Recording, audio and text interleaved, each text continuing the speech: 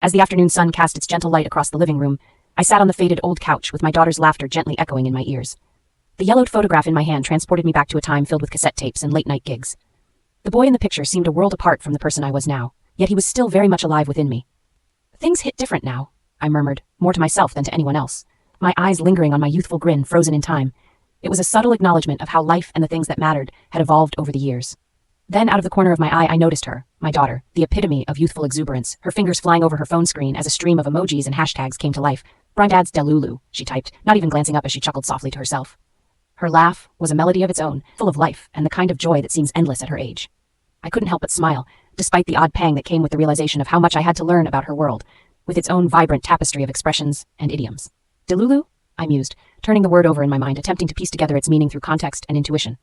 It was fascinating, really, how every generation carves out its own linguistic landscape, a connection fostered through ever-evolving vocabulary. I reached over to tuck a stray strand of her hair behind her ear, my fingers grazing the smooth silkiness of it. It was these little touches that reminded me how much she'd grown, inching closer every day to the person she'd eventually become. "Maybe I'm a bit lost sometimes," I admitted, my voice soft yet playful. "But trying to keep up with you is one of my new favorite things."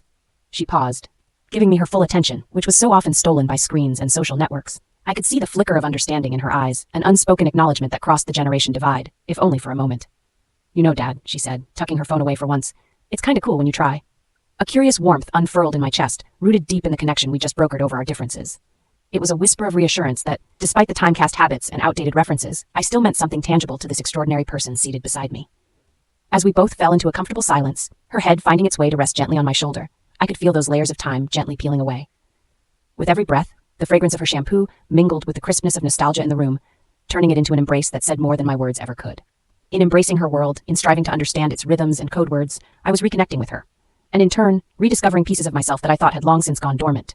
And I knew, in that moment, that this feeling of disparity and growth wasn't just change. It was life itself, unfolding vividly in front of us, ever new, ever entangled, and, hit as differently as it might, that was simply the beautiful cadence of time.